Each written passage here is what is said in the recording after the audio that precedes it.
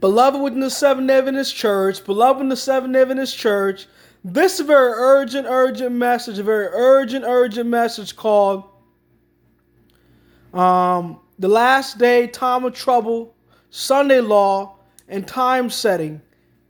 Is David Gates, Arthur Branner, and David House Time Setting, and a soon coming 6-month siege. Now, beloved in the Adventist Church, here recently I was stating on my Facebook post that I believe David Gates' time setting according to the general understanding of the Seventh Adventist Church leadership and the self-supporting present truth workers and other churches, because I was saying that he was setting a specific date. And beloved, think with me. If you go back to the Jewish calendar and look at the actual fall types and spring types, fall types meaning Yom Kippur or Day of Atonement, fall types meaning the Feast of Unleavened Bread, spring types meaning Passover and Pentecost, and you look at the fact that the sons of law is already here through the back door, through climate action now, laws in our federal government, which are draconian laws are shutting down peaceably assemble in large crowds, also shutting down freedom of speech on social media networks, also saying that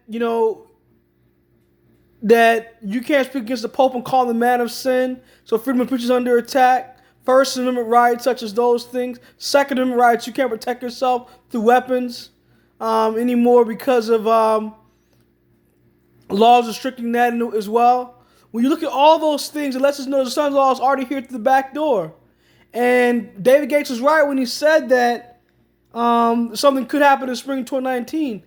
Climate action now was passed in spring 2019, and COVID-19 was passed spring 2020. And then we see how Arthur Branner said there's going to be a 6-month siege. A 6-month siege in which the cities will be shut down through martial law, in which you will not be able to leave the cities unless you have certain permissions from government authorities to go to the country, in which travel will be shut down because of the climate laws, and then there's going to be forced vaccinations because of COVID-19 laws that he recently preached about, Arthur Branner.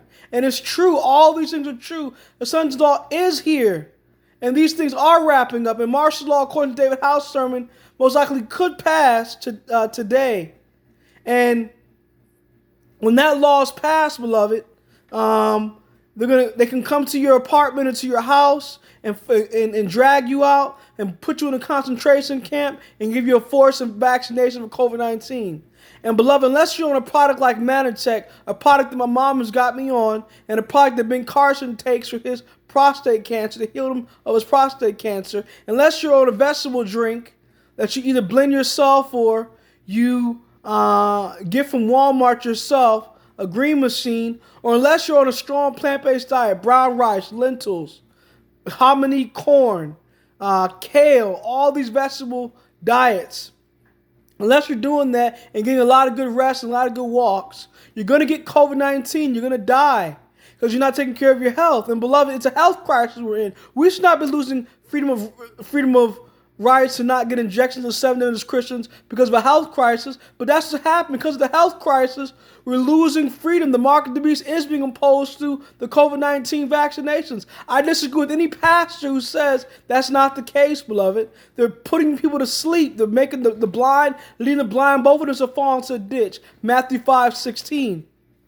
Now, beloved, I had a dream that Russia, China, and Iran did invade America. That's why I agree with David House on that. Now, do I know they're going to attack the White House? I don't know. I haven't had a dream on that. But I had a dream that the states are going to form a confederacy to pass laws to repeal the 14th Amendment. The federal government is not going to have as much control over the states, and local Sunday laws will be passed in local states, in their local territory, and the government will have nothing to say about it. So I had a dream about all that. That's why I agree with David House and Henriquez is saying about those two issues. So all those things are true. I've had dreams about that. My dreams is not putting a par with Sister Ellen G. White as a prophetess, but they do telling of foreshadowing events that are coming upon the nations. Now, beloved in the Adventist Church, believe the spirit of prophecy. Now, most likely I may get a degree this May from Oakwood, Associate in General Studies. But that doesn't mean I have to work for the Seventh-day Adventist Church, especially in North America, because they support the woman's ordination apostasy. They're endorsing Sunday service practices. They're endorsing new theology, ecumenicalism, celebration style worship. Now, unless they put me in a church, in a state conference or a white conference where I can believe and practice what God has told me to believe according to the Bible and the spirit of prophecy, I'm not going to work with them. I'll do self-supporting ministry, preach online continually, and do my publishing ministry in the community and get a trade. So I don't have to compromise with these men after getting education. It's all in God's hands. Serving God is more important than serving myself, beloved. Jesus Christ is soon to come back. And so when he comes back, we need to be ready so we're not deceived by these last days. Keep the Sabbath holy. Follow the health message. Believe in the Bible and the spirit of prophecy.